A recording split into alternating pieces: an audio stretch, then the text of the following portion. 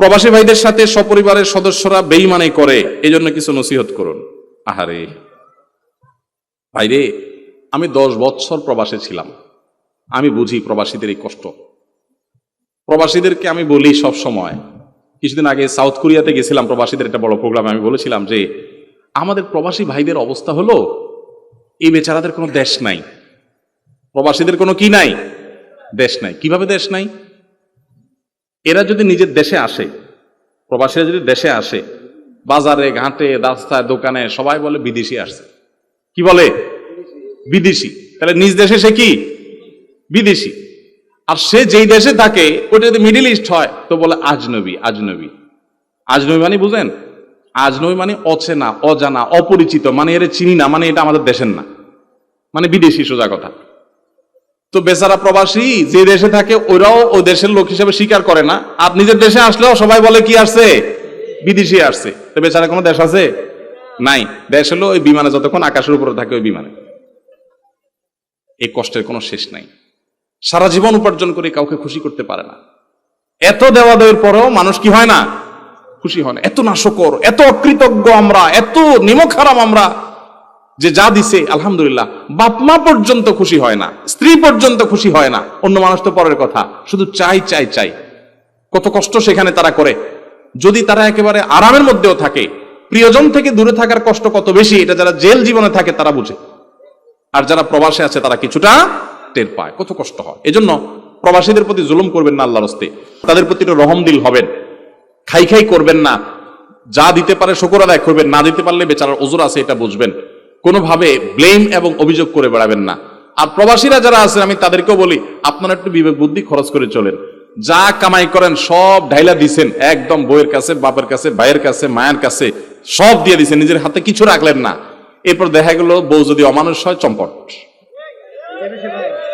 আছে না নাই? প্রবাসে থাকে তো বউরে কাছে পায় না, দূরে থাকে, মিস করে অনেক বেশি, ফিল করে অনেক বেশি, মহব্বতের ছোটে টাকা পয়সা সব বউয়ের নামে দেয়। আপনার তো ইসলাম এটা বলে নাই, বউরে কিছু দেন, তুমি খরচ করো স্বাধীনভাবে, বাট আপনারটা আপনার কাছে রাখেন। অনেক ছেলেরা আছে বাপের নামে সব জমি জমা কিনে প্রবাসীরা, আবার অনেক বাপরাও আছে এত বেবুজা, ছেলে নিজের নামে জমি কিনলে বাপ মন খারাপ করে। এটা বাপের মূর্খতা, বাপের অজ্ঞানতা, বাপ জানছে না সেজন্য এটা করছে। তার সম্পদ তার নামে থাকবে, এটাই সঠিক। আপনার নামে থাকতে পারে, আপনার সে যে জমি বিক্রি করে গেছে সেই জমিটা আপনার আবার কিনে দিল, বা ওই পরিমাণ জমি কিনে দিল, টাকা দিল, বা আরো এক্সট্রা কিছু আপনাকে দিল গিফট হিসাবে। ঠিক আছে, বাবা অনেক কষ্ট করছে, এক সময় আমার বিদেশ পাঠাইছে, ঠিক আছে আমি বাবারে 2-4-5 বিঘা জমি কিনে দিলাম বা ওইটা করে দিলাম, এটা করুক সে, এটা অনুদান, এটা ক্লিয়ার, তাকে হাদিয়া। আর নিজেরটা নিজের কাছে থাকবে। এই হিসাবগুলো আলাদা আলাদা না করার কারণে পরে একসময় ভেজাল হয়। আমরা হলাম, সব লোক হলো মুখে মুখে মিষ্টি, আতে আতে বিষ, দাঁতে দাঁতে মিষ্টি, আতে আতে বিষ। উপর দিয়ে বলি না না না আমার নামে দরকার নাই, সব তোমার নামে হোক। কদিন পরে এবার বলি না এগুলো তো আমার কামাই করা জিনিস। আগের ভেজালে ভালো ছিল, ক্লিয়ার কাট করা দরকার ছিল। প্রবাসী অনেকে ভুলটা করেন, এই ভুলটা করবেন না। ইসলাম আপনারা বলে নাই উজাড় করে সব ঢেলা দিয়ে এক জায়গায়, এরপরে ধরা খায়া বলেন যে আমার তো হায় হোসেন, হায় হোসেন, আমার তো হায় কোপাল, হায় কোপাল। আল্লাহ আমাদেরকে সংশোধন হওয়ার তৌফিক দান করুন। অতএব প্রবাসী ভাইদের প্রতি সবাই সদয় যেমন হব, প্রবাসী ভাইরাও বুদ্ধিদীপ্ত ডিসিশন নিব, চিন্তা ভাবনা করে নিব এবং খুব হিসাব নিকাশ করে করব। অনেক প্রবাসী এখনো আছে নিজের অ্যাকাউন্টও নাই, টাকা সব আরেকজনের কাছে পাঠাচ্ছে। এই ভুল কাজগুলো করবেন না আল্লাহর ওয়াস্তে, এবং নিজের হাতে জিনিস রাখবে যাতে করে কেউ আপনার সাথে বিট্রে করতে না পারে। আল্লাহ ওনাদেরকে বোঝার তৌফিক দান করুন। আল্লাহর কাছে চাওয়া আর পীরের কাছে চাওয়া, এই শিরক থেকে বাঁচার জন্য আপনি কিছু নসিহত করুন। আল্লাহর কাছে চাওয়া, এটা তো আল্লাহ তাআলা নির্দেশ করেছেন, উদউনি আস্তাজিব লাকুম, তোমরা আমার কাছে দোয়া করো আমি তোমাদের দোয়া কবুল করব। আল্লাহ তাআলা বলেছেন কোরআনে কারিমে, আমাদেরকে প্রত্যেক রাকাত নামাজে শিক্ষা দিয়েছেন, ইহদিনাস সিরাতাল মুস্তাকিম, ইয়াকা না'বুদু ওয়া ইয়াকা নাস্তাঈন। আল্লাহ তোমার কাছে ইবাদত, তোমার ইবাদত করি, তোমার কাছেই সাহায্য চাই। তাহলে সাহায্য চাইবো কার কাছে? কোন মাজারে গিয়ে বা কোন পিসাবের হাতে শক্তি আছে, উনি আমারে কিছু করাই দিতে পারে, এটা যদি কেউ বিশ্বাস করে তাহলে তো ঈমান নষ্ট হওয়ার মতো বিশ্বাস। কারণ সকল ক্ষমতার মালিক কে? নবী সাল্লাল্লাহু আলাইহি ওয়াসাল্লাম বলেছেন, ওয়া ইযা সাআলতা ফাসআলিল্লাহ ওয়া ইযা ইসতাআনতা ফাসতাঈন বিল্লাহ। যখন তুমি কিছু আল্লাহ চাইবা তো আল্লাহর কাছে চাইবা, যখন সাহায্য চাইবা আল্লাহর কাছে সাহায্য চাইবা। আমরা বলি ইয়াকা না'বুদু, আল্লাহ শুধু তোমার কাছেই সাহায্য চাই, তোমার ইবাদত করি, তোমার কাছেই সাহায্য চাই, শুধু তোমার কাছেই চাই। এই যে বলি, আবার আমি মাজারে গিয়ে চাইলাম, তাহলে সেক্ষেত্রে এটার নাম হলো শিরিক করা। আল্লাহ এটাকে সবচেয়ে অপছন্দ করেন, শিরকের গুনাহ আল্লাহ তাআলা মাফ করবেন না। এই জন্য খবরদার আর যা করেন না করেন খবরদার এই শিরকের অপরাধ করবেন না। আল্লাহ তাআলা কোরআনে কারিমে পরিষ্কার করে বলেছেন, যে ব্যক্তি শিরকে লিপ্ত হয় ফাকাদ হারামাহুল্লাহুল জান্নাহ, আল্লাহ তাআলা তাকে তার জন্য জান্নাতকে হারাম করে দেন। এবং আল্লাহ তাআলা আরো বলেছেন যে শিরক করলে তাকে আল্লাহ তাআলা মাফ করবেন না। সাধারণত আমরা আজমপুর থেকে ব্রাহ্মণবাড়িয়া ট্রেনে যাতায়াত করলে এখান থেকে কোনো টিকিট হয় না, তাহলে আমরা উক্ত ট্রেনের ভাড়া কিভাবে পরিশোধ করব এবং উক্ত ভাড়া কি পরিশোধ করার প্রয়োজন আছে আদৌ? যদি ট্রেন বাপ চাচার হয় তাহলে তো দরকার নেই। যদি দুলাভাইয়ের ট্রেন হয়, ভগ্নিপতির ট্রেন হয়, তাহলে শালা হিসাবে আর তো না দিলেও চলে। আর যদি সেটা না হয় তাহলে টিকিট ছাড়া ভ্রমণ করলে সেটা তো অবশ্যই জায়েজ হবে না। এখন আমার প্রশ্ন হলো, আজমপুর থেকে ব্রাহ্মণবাড়িয়া যাইতে ট্রেন টিকিট করা যায় না কেন? কি সিস্টেম? সিস্টেমে নাই মানে তাহলে সিস্টেমে কি আছে তাহলে? ও, বুঝতে পারছি, এবার ঘটনা ক্লিয়ার। তার মানে ঢাকায়ও অনেক ডাইরেক্ট বাস সার্ভিস আছে, অনেক কিছু আছে যে উঠলে এখান থেকে ওই পর্যন্ত সার্ভিস, মাঝখানে কোনো সার্ভিস নাই। কেউ চাইলে নামতে পারে, কিন্তু ওই পর্যন্ত তাকে ভাড়া দিতে হবে। এখন আপনি সেই টাকা বাঁচানোর জন্য, ওই টাকা বাঁচানোর জন্য আপনি বলতেছেন টিকিটের সিস্টেমই নেই। তার মানে কি এখানে কোনো টিকিট কাউন্টার নাই? ও, আছে টিকিট কাউন্টার, তাহলে সিস্টেম নাই কেমনে বললেন? হ্যাঁ হ্যাঁ, বুঝতে পারছি তো আমি। অল্প জায়গা তো, অল্প জায়গা যেহেতু নাই, তাহলে সেক্ষেত্রে নিশ্চয়ই এরপরে কোন একটা স্টপেজ পর্যন্ত টিকিট নেওয়ার সিস্টেম তো আছে। তাহলে এই যে কবি এখন সরব হয়ে গেছে, তাহলে যেহেতু ভৈরব পর্যন্ত টিকিটের সিস্টেম আছে, তার মানে এইটুকু যাওয়ার ব্যবস্থা নাই, আপনি ভৈরব পর্যন্ত নিতে হবে। তো সেটা আপনি নিবেন। আপনি সারা বছর শুধু সিস্টেম আছে তা না, অনেক এলাকাতে মানুষ এক জায়গাতে আর জায়গাতে ট্রেনে টিকিট করে না। আর এটা আমাদের বাড়ির সামনে ট্রেন, হুড়হুড় করে উঠে যায়, হুড়হুড় করে নেমে যায়। মনে রাখবেন, মানুষের হক মারা এক জিনিস, আর যদি ট্রেন সরকারি হয় অথবা কোম্পানির হয়, তাহলে এই হক মারা কিন্তু আরো ডেঞ্জারাস। এবং কদিন আগে আমরা পত্রিকায় দেখেছি, একজন মুরব্বী চাচা, উনি বহু বছর রেলে চাকরি করেছেন। তার এক সময় অনেক টাকা পয়সা এদিক সেদিক হয়েছে, আল্লাহর ভয় ছিল না। পরে যখন আল্লাহর ভয় জাগ্রত হয়েছে, তিনি সেই টাকা এনে সরকারি ঘরে জমা করে দিয়েছেন। এটার উপর নিউজ হয়েছে, আল্লাহ তাআলা তাকে সে বুঝ দিয়েছেন। খবরদার, বিনা পয়সায় আপনি জার্নি করতে পারবেন না। আপনাকে ট্রেন আলা তো বাধ্য করেন না, তার যদি এখান থেকে এই পর্যন্ত সার্ভিস না থাকে আপনি যাবেন না, বাসে যাবেন, অন্য কোনো ভাবে যাবেন, কিন্তু আপনি চড়বেন, খরচ দিবেন না, এটা তো জায়েজ হতে পারে না। আপনাকে অবশ্যই খরচ দিতে হবে, এর প্রক্রিয়া আপনাকে বের করে আনতে হবে। প্রয়োজনে আপনারা এলাকাবাসী দাবি করে যে এই স্টপেজ থেকে ওই স্টপেজ পর্যন্ত টিকিট এবং এই পর্যন্ত যাত্রার অ্যালাউ করা হোক, সেই সিস্টেম আপনারা করে নেবেন। কিন্তু তাই বলে আপনি বিনা টাকায় ভ্রমণ করবেন, এটা অবশ্যই জায়েজ হবে না, গুনাহ হবে। পরকীয়ার শাস্তি কি? পরকীয়ার শাস্তি হচ্ছে ইসলামের সবচেয়ে ভয়াবহ, সবচেয়ে ভয়াবহ। দেখুন, বিবাহিত মানুষ যদি জেনায় লিপ্ত হয়, শাস্তি কি জানেন তো?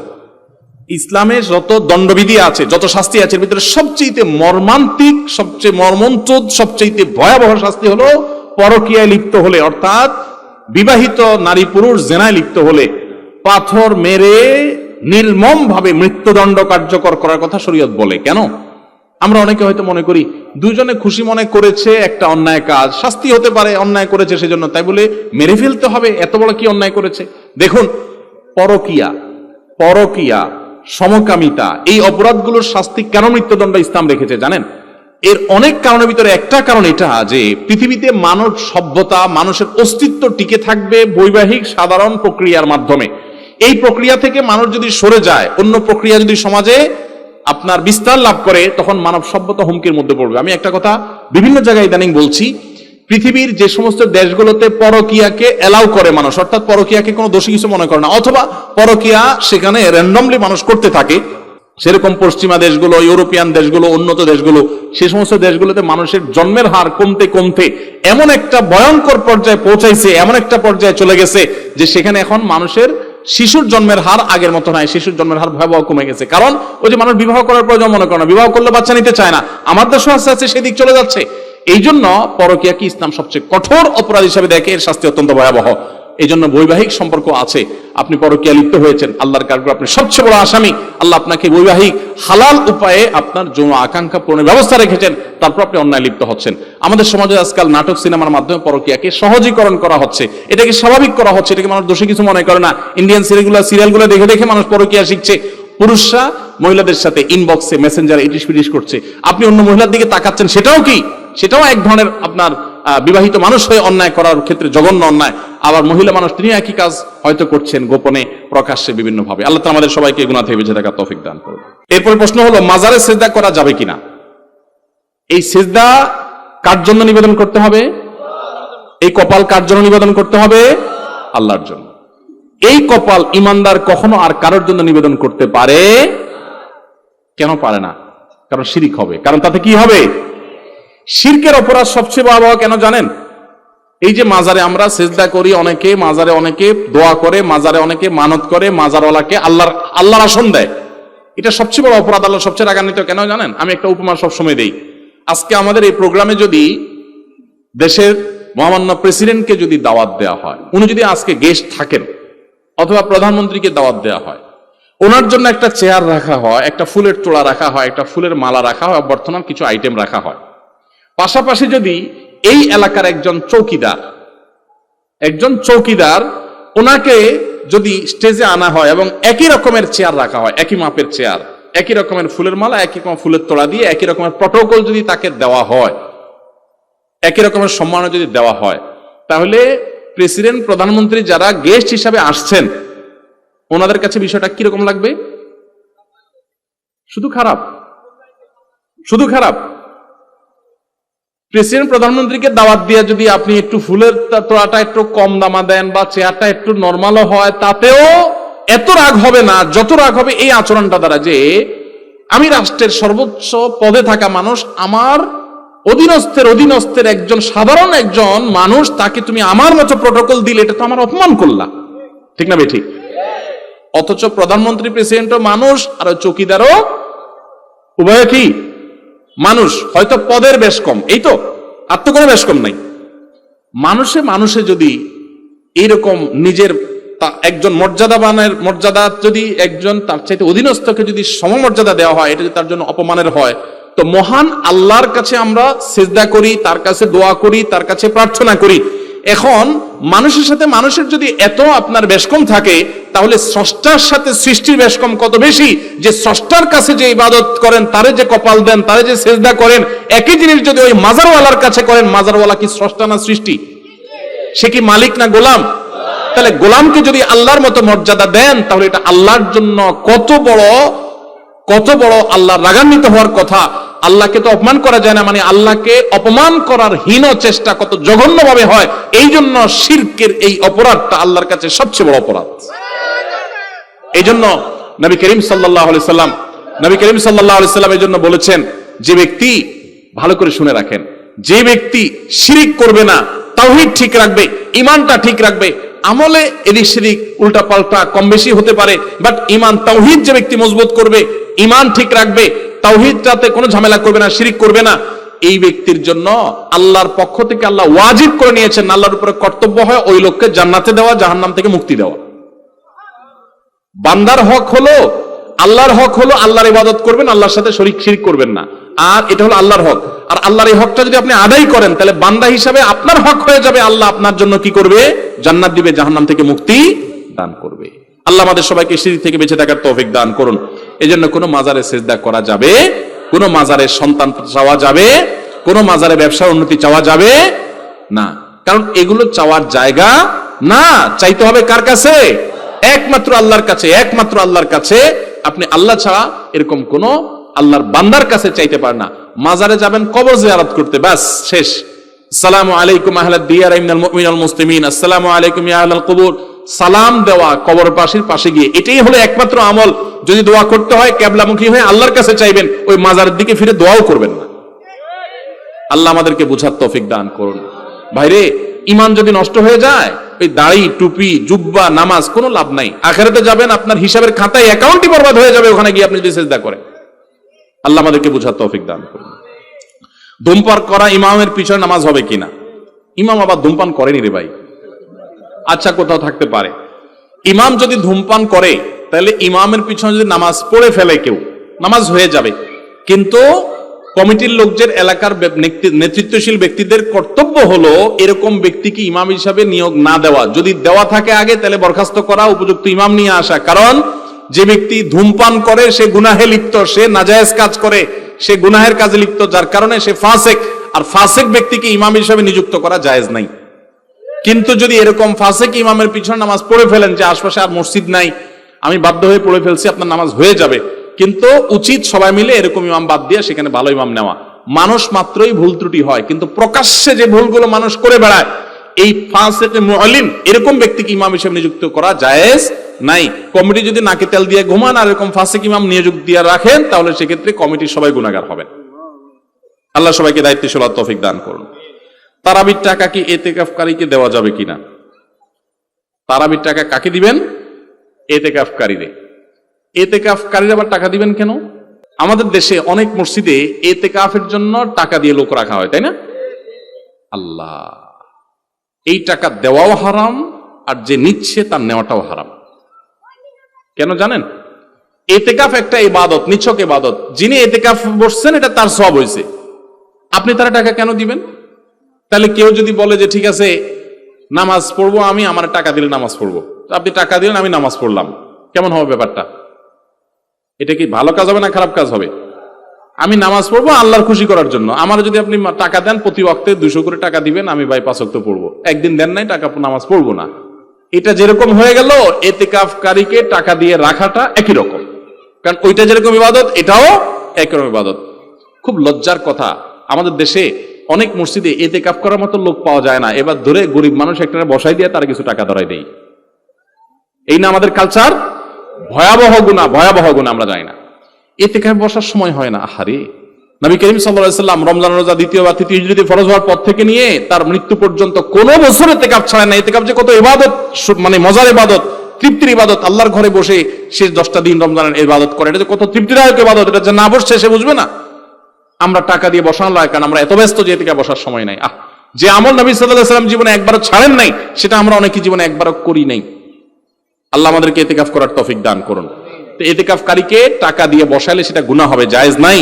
আর তারাবির টাকা যেটা উঠাচ্ছেন, যদি তারাবিতে সূরা তারাবি হয় অথবা সহিহ পদ্ধতিতে টাকা দেওয়া জায়েজ প্রক্রিয়াতে আপনি টাকা উঠান, তাহলে সেই টাকা তারাবির ইমাম সাহেবদের হক। ভালো করে শুনে রাখেন, আমাদের দেশে ম্যাক্সিমাম মসজিদে এই অনাচারটা হয়, এই অন্যায়টা হয়। সেটা কি? কমিটির লোকজন নিজেরাও জানে না তারা যে আকামটা করতেছে, গুনাহের কাজটা করতেছে।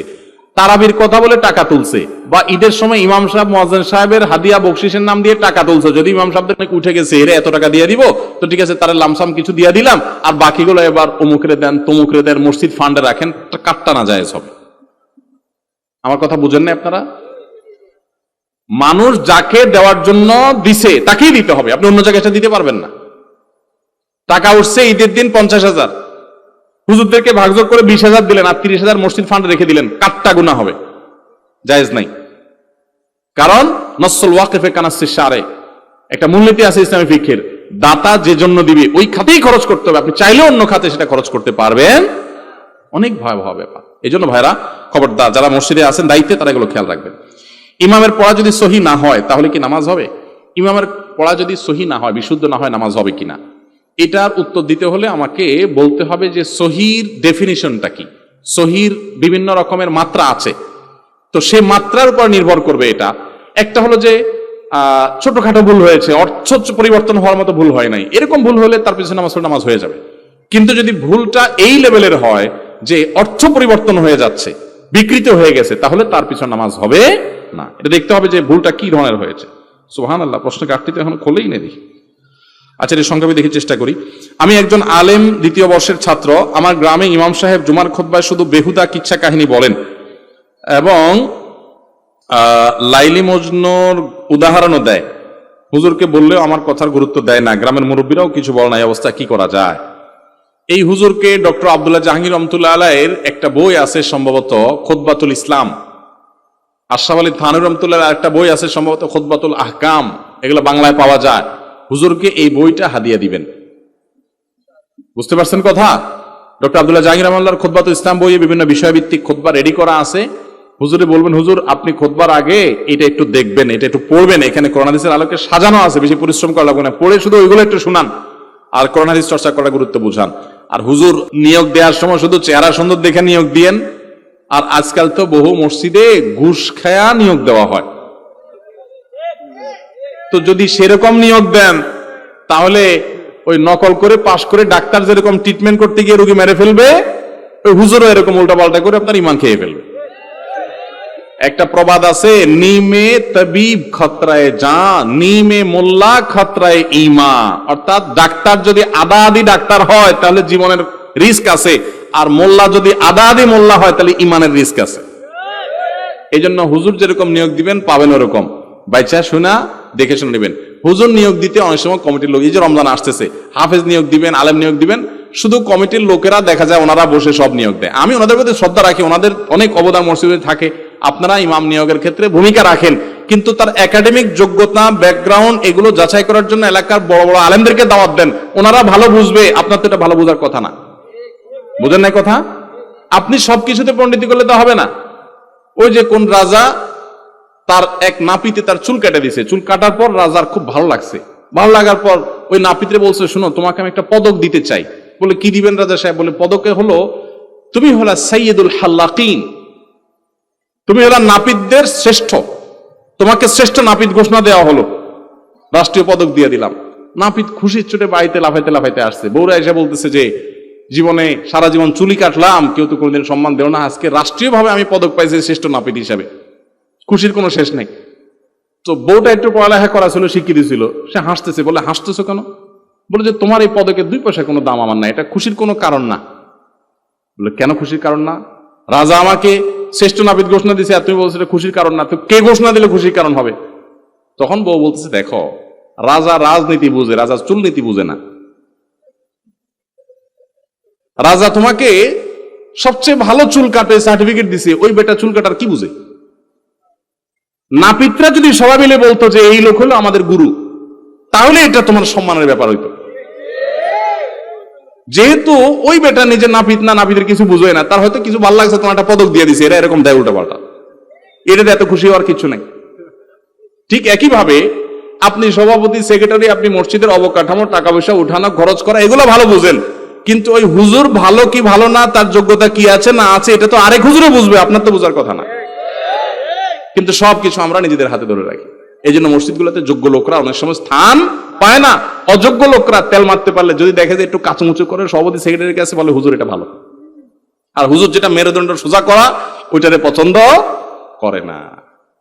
আমি ইয়াং বয়স থাকতে যখন ইমামতি করি ঢাকা, আমার কমিটির লোকজন বলতো মরিচ ছোট কিন্তু ঝাল অনেক বেশি, আমার এরকম বলতো।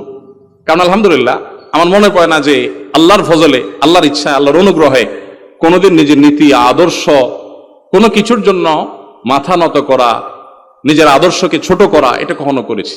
অহংকারও করি না, আলহামদুলিল্লাহ বিনয়ের সাথে থাকার চেষ্টা করি, কিন্তু আবার আদর্শকে বুক টান টান করে বলতে দেরিও করি না। ইমাম সাহেবরা যদি এরকম বুকের পাটা বল না থাকে তাহলে তার ইমামতি করার যোগ্যতাই নেই। সে কিসের ইমামতি করবে? যে সত্য কথা বলতে পারে না, তার এতটুকু বুকে বল নাই। কিন্তু আপনারা আবার এই মাহফিলে বসে বসে ঠিক ঠিক বললে হবে না, ওই ইমাম সাহেবকে সাপোর্ট করতে হবে। সব শুধু বলবেন হুজুর আপনি গোষ্ঠী উদ্ধার করে ফেলান, আমরা শুধু চুপচাপ বসে থাকবো, হবে না। ইমাম সাহেবকে সহযোগিতা করতে হবে। আল্লাহ তৌফিক দান করুন। আমি আমার বোনকে কিভাবে পর্দানশীল ও আদর্শ নারী হওয়ার শিক্ষা দিব? দেখুন, আমাদের মেয়েদেরকে ছোটবেলা থেকেই পর্দা শেখানো দরকার, তাদেরকে দিনদারিতা শেখা দরকার। ছেলেদেরকেও ঠিক একইভাবে তাদেরকে স্বাধীনতা, ভদ্রতা শেখানো দরকার। আমরা ঘরে ঘরে যেগুলো শিখাই তাহলে কিশোর গ্যাং হবে না, আমাদের ছেলে মেয়েরা নষ্ট হবে না। যত ছেলে মেয়ে নষ্ট হয় তার ম্যাক্সিমাম নষ্ট হয় মা বাবার ত্রুটির কারণে। অতএব মা বাপ দায়িত্বশীল হলে ছেলে মেয়ে ফেরেশতা হয়ে যাবে। তাদেরকে ছোটবেলা থেকে শিখাইতে হবে, দেখাইতে হবে। শবে বরাতে মূলত কি কি আমল আছে? শবে বরাতে কি কি আমল আছে ভাই? শবে বরাত উপলক্ষে ওই রাতে করার জন্য হাদিসে আলাদা করে এই আমল, এই নামাজ, এত সূরা, এতবার, এরকম কোনো কথা কোনো বিশুদ্ধ হাদিস দ্বারা প্রমাণিত না। কিন্তু আমরা অনেকে মনে করি শবে বরাতের নামাজ এত রাকাত, প্রথম রাকাতে অমুক সূরা এতবার, দ্বিতীয় রাকাতে তমুক সূরা অতবার, এরকম একটা গদবাদা সিস্টেম আমরা অনেকে বানাই নিছি না?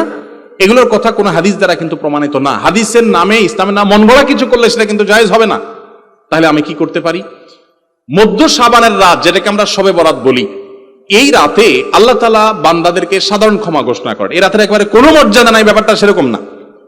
মর্যাদা হলো যে আল্লাহ তাআলা বান্দাদেরকে সাধারণ ক্ষমা ঘোষণা করেন। তবে যার ভিতরে অন্যের প্রতি হিংসা আছে, শত্রুতা আছে, তাকে আল্লাহ মাফ করেন না।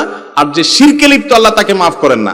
আপনি মাজারে সিজদা করেন আর শবে বরাতে সারা রাত মসজিদে সিজদা করতেছেন আর কান্নাকাটি করতেছেন, লাভ নাই, কারণ আপনি শিরকে লিপ্ত। শবে বরাতের সাধারণ ক্ষমা বা মধ্য শাবানের রাতের সাধারণ ক্ষমার মধ্যে আপনি পড়বেন না। এই জন্য শবে বরাতে আল্লাহ তাআলা সাধারণ ক্ষমা যদি আপনি পেতে চান, তাহলে আপনার কি করতে হবে? আপনার নিজেকে শিরক থেকে মুক্ত করতে হবে। শত্রুতা বিদ্বেষ কারো প্রতি রাখা যাবে না, সবাইকে মাফ করে দিতে হবে। আল্লাহ আমাদেরকে তৌফিক দান করুন। একটা মানুষ তার জীবনে প্রচুর পরিমাণ পাপ করেছে, যেমন শিরক, বিদআত, গোপন পাপ, প্রকাশ্যে পাপ, মানুষের সাথে জড়িত পাপ করেছে। এখন সে তার ভুল বুঝে কান্নাকাটি করে তওবা করেছে। ওই ব্যক্তির তওবা কবুল হবে কিনা? এই অবস্থা যদি তার মৃত্যু চলে আসে, তাহলে কি তার মৃত্যুটা সহজ হবে না কঠিন হবে? ভাইরা আমার, আল্লাহ তাআলা ক্ষমাশীল। যত গুনাহ আপনি করেন, যদি আল্লাহর কাছে লজ্জিত হয়ে চোখের পানি ফেলে দিয়ে বলেন, আল্লাহ আমি আর করবো না, আমি ভুল বুঝতে পারছি, আল্লাহ, অনুতপ্ত হন এবং না করেন, আল্লাহ তাআলা সব মাফ করে দিবেন, সব মাফ করবেন। এমন একটা পাপ নাই পৃথিবীতে যে পাপ ক্ষমার অযোগ্য। এমনকি শিরক করেছেন, মাজারে সিজদা করেছেন, এখন ভুল বুঝতে পেরে লজ্জিত হয়ে বলছেন, আল্লাহ মাফ করে দাও, আর করবো না, আল্লাহ তাআলা মাফ করবেন ইনশাআল্লাহ। আল্লাহ ওয়াদা করেছেন। আল্লাহ বলেছেন, তুবু ইলাল্লাহি জামিআন আইয়ুহাল মুমিনুন, হে ঈমানদাররা, তোমরা সবাই আল্লাহর কাছে তওবা করে ফিরে আসো। লা তাকনাতু মির রাহমাতিল্লাহ, আল্লাহর রহমত থেকে নিরাশ হয়ো না। ইন্নাল্লাহা ইয়াগফিরুদ যুনুবা জামিআ, আল্লাহ সব গুনাহ মাফ করে দিবেন, কিন্তু ক্ষমা চাইতে হবে। আল্লাহ আমাদেরকে ক্ষমা চাওয়ার তৌফিক দান করুন। সকল গুনাহ আল্লাহ তাআলা মাফ করে দিবেন, কিন্তু বান্দার হক মেরে দিয়েছেন, টাকা নষ্ট করেছেন, মানুষের হক খেয়ে ফেলেছেন, তাহলে সেই গুনাহ কিন্তু আল্লাহ রাব্বুল আলামিন, আপনি ওই আল্লাহর কাছে মাফ চাইলে মাফ হবে না। আল্লাহর কাছে মাফ চাইতে হবে, আবার বান্দার হক ফেরত দিতে হবে। সারা জীবন মানুষের পকেট কেটে, মানুষের কলিজা কেটে, রক্ত চুষে, টাকা কামাই করে লাখপতি কোটিপতি হয়ে, এবার বুড়া বয়সে মসজিদে, মাদ্রাসায়, মাহফিলে হুজুরদেরকে দান সাদকা টাকা পয়সা দিয়া চারপাশে, এবার হাজী সাহেব গাজী সাহেব ছেড়া মক্কা শরীফ যাইয়া ওমরা করে, হজ করে, দায় রেখা, আপনি লম্বা জুব্বা নিয়া, তসবিহ নিয়া, জায়নামাজে বসে এবার আল্লাহ আল্লাহ হয়ে গেছেন। আর সারা জীবন মানুষের পকেট কাটছেন, জীবন ধ্বংস করছেন, আত্মসাৎ করছেন, ঘুষ খাইছেন, দুর্নীতি করছেন। মনে রাখবেন, এই ইবাদত বন্দি গিয়ে সেগুলা কিন্তু কাটাকাটি হবে না, সেগুলা কাটাকাটি হবে না। আমরা অনেকে মনে করি যে আরে জোয়ান বয়সে এগুলা কামাইনি, এর শেষ বয়সে এসে ফেরেশতা সেজে যাব। আপনি ফেরেশতা সেজে গেছেন, আমি চিনবো না, আমি দেখবো মাশাআল্লাহ কি সুন্দর দাড়ি, হাজী সাহেব গাজী সাহেব মাশাআল্লাহ, নারে তাকবীর, আলহামদুলিল্লাহ, কিন্তু আল্লাহ কিন্তু জানে আপনি কি করে আসছেন। তাহলে কি করতে হবে? যাদের হক মেরেছেন তাদের হক তাদেরকে ফেরত দিতে হবে। তাদেরকে যদি খুঁজে না পাওয়া যায়, তাদের তরফ থেকে দান করে দিতে হবে। এরপর আল্লাহর কাছে মাফ চাইবেন, মাফ হবে। বান্দার হক খুব ডেঞ্জারাস। আল্লাহ তো আমাদেরকে বোঝার তৌফিক দান করুন। ভিন্ন ধর্মীরা কেন জাহান্নামে যাবে? অন্য ধর্মের মানুষরা কেন জাহান্নামে যাবে? এখন আমার প্রশ্ন হলো, অন্য ধর্মের মানুষরা তারা কি জান্নাত বিশ্বাস করে? বোঝেন নাই কথা? যে মুসলমান না সে কি জান্নাত বিশ্বাস করে? তাহলে আপনি তাকে জান্নাতে নিতে চাচ্ছেন, যে একজন মানুষ অন্য ধর্মের কিন্তু মানুষটা ভালো ছিল, সে কারোর ক্ষতি করে নাই, তাহলে এই লোকটা কেন জান্নাতে যাবে না? আমার প্রশ্ন হলো, যে যেটা বিশ্বাস করে না তারা যদি টাইনা ওই জায়গায় নেওয়া হয়, তার প্রতি সুবিচার হবে না অবিচার হবে? বুঝেন নাই কথা? একজন একটা বিশ্বাস করে না, তারা জোর করে টেনে ওখানে নিলেন, এটা কি তার প্রতি সুবিচার হবে না অবিচার হবে? তো যে জান্নাত বিশ্বাস করে না, যে আল্লাহরে বিশ্বাস করে না, তাহলে তার কাছ জন্য আল্লাহর কাছ থেকে আপনি জান্নাত আশা করেন কোন যুক্তিতে? বুঝেন নাই ভাইরা আমার? জান্নাত তাদের জন্য যে জান্নাতকে বিশ্বাস করে, যে আল্লাহকে বিশ্বাস করে। যে বিশ্বাস করে না তার সেখানে যাওয়ার কোনো অধিকার থাকতে পারে না। শবে বরাত নিয়ে আমাদের মধ্যে ভুল ধারণা আছে, এমনকি 12 রাকাত নামাজ পড়ার নিয়ম আছে, এমন সঠিক কিনা? আমি একটু আগেই বলেছি, শবে বরাতের নির্দিষ্ট কোনো নামাজ, নির্দিষ্ট কোনো রাকাত সংখ্যা, নির্দিষ্ট কোনো আপনার পদ্ধতি, এগুলো কোনোটা কোনো হাদিস দ্বারা প্রমাণিত না। আপনি আল্লাহ তাআলার পক্ষ থেকে সাধারণ ক্ষমার আশায় দোয়া করছেন, নিজের মতো করে ইবাদতবন্দি করছেন, সেটা আপনার ব্যাপার। কিন্তু শরীয়ত আপনাকে নির্দিষ্ট কোনো ফরম্যাট ঠিক করে দেয় না যে এই ফরম্যাটে আপনাকে করতে হবে। আমরা অনেকেই 5 ওয়াক্ত নামাজের খোঁজ খবর নাই, কিন্তু শবে বরাতের নামাজের রাকাত সংখ্যা, পদ্ধতি, এগুলো আমাদের মুখস্থ এবং খুব প্র্যাকটিস করি। এর অন্যতম কারণ হলো আমরা মনে করি ওই রাত্রে ভাগ্য ঠিক হয়। অতএব এই রাত্রে যদি আল্লাহর কাছে একটু দোয়া দরুদ করে নামাজ কালাম পড়ে ভাগ্যটা নিজের পক্ষে করে নেওয়া যায়, তো আবার আগামী 1 বছর যা মনে চায় করব। বাংলাদেশের সবচেয়ে বেশি মানুষ মসজিদে আসে কোন রাতে? শবে বরাতে। মসজিদে মানুষ আসছে, এটা তো খুশির কথা, কিন্তু কথা হলো ওই রাতেই কেন বেশি আসে, অন্য সময় আসে না কেন? কাহিনী কি? কারণ মানুষ মনে করে ওই রাতে ভাগ্য ঠিক হয়। যেহেতু ভাগ্য ঠিক হয়, অতএব এই এক রাতে আসা ভালো করে ফুসলায়া ফাসলায়া দোয়া দরুদ করে টোরে আমি যদি সব নিজের পক্ষে করে নিতে পারি, তাহলে এবার সারা বছর আবার যা মানুষ তা করলাম। একজন এলাকার এখানে চেয়ারম্যান সাহেব আছেন, এলাকার যারা জনপ্রতিনিধি সারা বছর যারা তার কাজ করে তাদেরকে তারা সুযোগ সুবিধা দেয়, তাই না? ভোটের সময়, নির্বাচনের সময় কোন সময় তোমার চেহারা দেখা যায় না চান্দু, রিলিফের চাইলে আসা পরে তুমি এসে হাজির হয়ে গেছো ভাগ নেওয়ার জন্য। কি বলেন, চেয়ারম্যান সাহেব তারা খুব পছন্দ করে দিবে না দোয়ানে দিবে? সারা বছর মসজিদে আসার খবর নাই, এখন তুমি ভাগ্য ঠিক হওয়ার আশা করে ওই সময় এসে সিরিয়াল দিয়ে দাঁড়ায় গেছো। তুমি পানি চেঁচার সময় ছিল না, মাছ ধরার সময় হাজির হয়ে গেছো। বুঝেন নাই কথাটা? এই জন্য নামাজ কি শুধু সব রাতে পড়ার জিনিস না, সারা বছর পড়ার জিনিস। আর ভাগ্য কিন্তু মানুষের সবাই কদরও ঠিক হয়। সূরা দোকান আয়াত নম্বর 3 এবং 4 পড়বেন। আল্লাহ সুবহানাহু ওয়া তাআলা বলেছেন, ইন্না আনজালনাহু ফি লাইলাতিন মুবারাকা ইন্না কুন্না মুনজিলিন ফিহা ইউফরাকু কুল্লু আমরিন হাকিম। ওই যে রাতে কোরআন নাযিল হয়েছে সেটা লাইলাতুল কদর, সে রাতেই সমস্ত গুরুত্বপূর্ণ বিষয়গুলো ধার্য হয়ে থাকে। আল্লাহ আমাদের বুঝার তৌফিক দান করুন। আমি যে এলাকায় বসবাস করি তারা শিরক, কুফর ও বিদআত, অন্যান্য নাজায়েজ কাজে লিপ্ত। এমত অবস্থায় আমি এসব থেকে তাদের কিভাবে বাঁচাবো?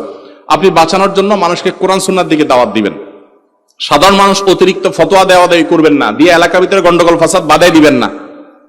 আপনি যে কথা বলে বুঝাতে পারবেন না সেটা আপনি না বলে অন্য যাকে দিয়ে বুঝাতে পারবেন তাকে দিয়ে বুঝাবেন। আর নিজে যতটুকু পারবেন শুধু ততটুকু বলবেন। আর বুঝাতে গেলে যদি না বুঝে তো তাদেরকে আল্লাহর আনুগত্য, তাওহীদের গুরুত্ব, সুন্নতের গুরুত্বটা আগে বোঝানো দিয়ে শুরু করেন। এরপর আস্তে আস্তে সামনের দিকে আগান, দেখবেন ইনশাআল্লাহ সেখানে দাওয়াতি কাজ করা সহজ হবে। সুদও খায়, ঘুষও খায়, আবার দান সাদকাও করে, আবার মসজিদের সভাপতিও, নামাজ মাঝে মধ্যে পড়ে, তাদের আদর্শ কি? মসজিদ যারা পরিচালনা করবে, আল্লাহ রাব্বুল আলামিন কোরআনে কারিমে তাদের 4টা বৈশিষ্ট্য কথা বলেছেন। কয়টা বৈশিষ্ট্য লাগবে? ইন্নামা ইয়ামুরু মাসাজিদাল্লাহি মান আমানা বিল্লাহ ওয়াল ইয়াউমিল আখির। 1 নম্বর হলো যারা মসজিদ আবাদ করবে তারা আল্লাহর প্রতি ঈমান আনবে, আখিরাতের প্রতি ঈমান আনবে, ঈমানদার হবে। 2 নম্বর ওয়া আকামাস সালাহ, 5 ওয়াক্ত নামাজ তারা পড়বে, নামাজি হতে হবে। 3 নম্বর হলো ওয়া আতাজ যাকাত, শুধু নামাজি পড়বে না, যাকাত ফরজ হলে যাকাত দেওয়ার মতো মানসিকতা থাকতে হবে, কৃপণ হলে হবে না। আর 4 নম্বর হলো ওয়ালাম ইয়াখশা ইল্লাল্লাহ, আল্লাহ ছাড়া কাউকে পরোয়া করবে। আমি মিরপুরে মণিপুরে এক মসজিদে 2003, 4, 5 সন এই সময়টাতে ইমামতি করেছি, আমার মনে আছে।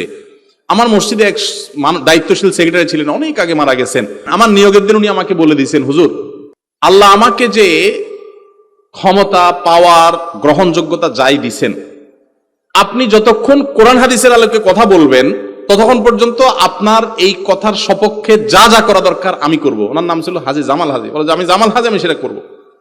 মানে এলাকার নাম এই নামে পরিচিত ছিল। আর যদি আপনি কোরআন হাদিসের বাইরে কথা বলেন তাহলে আপনার বিরুদ্ধে কিন্তু আমি ওখানে দাঁড়ায় যাব। এবং এই আল্লাহর বান্দা কিভাবে এত দিন এই কনসেপ্ট তার ক্লিয়ার ছিল আমি বুঝি না। এখন তার জন্য আমি দোয়া করি দিল থেকে, আল্লাহ এরকম মানুষ কোরআন হাদিস সম্পর্কে এত স্বচ্ছ ধারণা মসজিদের সব লোকগুলো যদি হয়ে যেত কত সুন্দর হতো। আমার মনে আছে পরিষ্কার যে আমার প্রত্যেকটা ভালো কাজ করবার জন্য উনি এমনও হয়েছে যে একা দাঁড়িয়ে সহযোগিতা করেছেন, এমনও হয়েছে যে সহযোগিতা করতে গিয়ে আঘাতপ্রাপ্ত হয়ে ওনার মাথা ফাটাই দিয়ে ওনাকে রক্তাক্ত করে দিয়েছে বুড়া মানুষ। এরকমও হয়েছে। শুধুমাত্র কেন? কিছু মানুষ এখানে অন্যায় করতে আসছে, অন্যায় করতে দিবে না, সে তার উপরে আঘাত করা হয়েছে, সে আঘাত সহ্য করেছে, তারপর সে অন্যায় করতে দেয় নাই। তো আল্লাহ বলেছেন মসজিদ যারা পরিচালনা করবে ওয়ালাম ইয়াখশা ইল্লাল্লাহ, আল্লাহ ছাড়া তারা কাউকে পরোয়া করবে।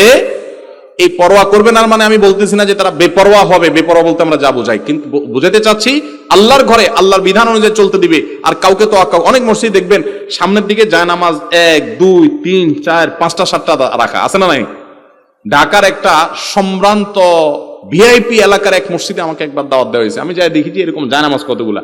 আমি বললাম আপনারা সব ঢাকার একবারে ক্রিম এলাকার মুসল্লি, আমি জানি এখানে ভিভিআইপিরা নামাজ কালাম পড়েন, কিন্তু আল্লাহর ঘরে সব গোলাম হয়ে আসে, নেতা হয়ে কেউ আসে না। সো এখানে আবার কিসের জায়নামাজ দখল করা করি? এখানে রিকশালা যদি আগে আসে সে আগে দাঁড়াবে, আপনি পরে আসছেন আপনি পরে দাঁড়াবেন। পৃথিবীর কোথাও যদি সাম্য না থাকে মসজিদে সাম্য থাকবে। মসজিদ আমাদেরকে সেই শিক্ষা দেয় যে একজন প্রেসিডেন্ট, তার পাশে একজন রিকশাওয়ালা, একজন দিনমজুর, একজন সাধারণ মানুষ, সেও তার সাথে দাঁড়িয়ে নামাজ পড়তে পারবে, তার ইগোতে লাগতে পারবে না, তাহলে সে গোলাম হতে পারবে না। তো মসজিদগুলোকে এভাবে যদি আদর্শের জায়গা বানানো হয় তাহলে সেটা হবে মসজিদ, এবং মসজিদ কমিটির লোকেরা সেরকম যোগ্যতা সম্পন্ন হতে হবে। আমাদের অনেক ভাইরা আছে অনেক কষ্ট করেন মসজিদের জন্য, আমরা তাদের জন্য দোয়া করি আল্লাহ তাদেরকে এরকম যোগ্যতা অর্জন করার তৌফিক দান করুন। আমি একজন নবমুসলিম, আমার যাকাত, ফিতরা, সাদাকা ইত্যাদি আমার অমুসলিম গরিব আত্মীয় স্বজনকে দেওয়া যাবে কিনা? প্রথম কথা হলো অন্য ধর্মের মানুষ গরিব হলে তাদেরকে সাহায্য সহযোগিতা ইসলাম করতে বলে, করা যাবে, কোনো অসুবিধা নাই। আমরা আমাদের আসুন্নাহ ফাউন্ডেশন থেকে অনেক এই বন্যার সময় ত্রাণ ইত্যাদি আমরা সেদে সেদে অমুসলিমদেরকে দেই। আমি সিলেটে গেছি ত্রাণ দিতে, আমি শুনলাম একটা গ্রাম হিন্দু গ্রাম, আমি বললাম ওই গ্রামে ট্রলার ভিড়াও আগে, সেখানে আগে দিব। আমি নিজে ঘরে ঘরে গিয়ে পুরো ত্রাণের বস্তা তাদেরকে দিয়ে তারপর অন্য জায়গায় গেছি। কারণ অন্য ধর্মাবলম্বী তারা যেন এটা না বুঝে যে ইসলাম আমাদেরকে বলছে শুধু আমাদের চিন্তা করতে। আমরা অন্য ধর্মের মানুষ তো পরের কথা, কুকুর বিড়াল আল্লাহর সৃষ্টি যে কোনো প্রাণীর জন্য আমাদেরকে খেদমত করতে বলা হয়েছে। তাহলে তারা তো মানুষ, তারা তো আমাদের জাতি ভাই, আদম সন্তান ভাই, সেই হিসাবে ভাই। সো তাদের জন্য আমরা অবশ্যই দান দক্ষিণা করব। কিন্তু জাকাতের টাকাটা নির্দিষ্ট খাত আছে, ওই খাতেই ব্যয় করতে হবে। যদি অন্য ধর্মাবলম্বী কাউকে জাকাতের টাকা দেন এই আশা যাতে করে তিনি ইসলামে আসবেন, অথবা তাকে মনোরঞ্জন করলে ইসলাম মুসলমানদের উপকার হবে, তাহলে সে উদ্দেশ্যে দিতে পারেন, যদি এটা নিয়ে আমাদের ইখতিলাফ আছে। অতএব আপনার মা, আপনার আত্মীয় স্বজন কাউকে যদি গরিব হয়, মা তো না, আত্মীয় স্বজন গরিব যদি হয়, তাহলে তাকে যদি আপনি জাকাতের টাকা দিলে সে মনে হয় যে তাকে হেদায়েতের আশা করেন, তাহলে অনেক ওলামাদের মতে সেটি জায়েজ আছে। মা বাবা নামাজ পড়ে না, বাবা মদ গাঁজা সেবন করে, কিন্তু তার ছোট ছেলে মেয়ে আছে, এখানে সাহায্য সহায়তা করা যাবে কিনা? অবশ্যই ছেলে মেয়েদের সাহায্য করবেন। বাবা অন্যায় করলে তাদের কি দোষ আছে? তাদের জন্য সাহায্য অবশ্যই করতে পারবেন, তবে আপনার সাহায্যের টাকা দিয়ে যেন ওই বেটা মদ গাঁজা না কিনে খেয়াল রাখতে হবে। আমি জেনে শুনে বুঝে নামাজে ভুল হচ্ছে এমন লোকের পিছনে নামাজ পড়লে নামাজ হবে কিনা? ভুল কেমন হচ্ছে এটার উপর নির্ভর করবে। বড় ভুল হয়, অর্থ বিকৃতি হয়, তাহলে পিছনে নামাজ পড়লে নামাজ হবে না। ছোটখাটো ভুল হয়, নামাজ পড়া যাবে, নামাজ হয়ে যাবে। অত্র এলাকায় মহিলারা বাড়ি বাড়ি গিয়ে জামাতে সালাতুত তাসবিহ নামাজ পড়ে, তাদের নামাজ হবে কিনা?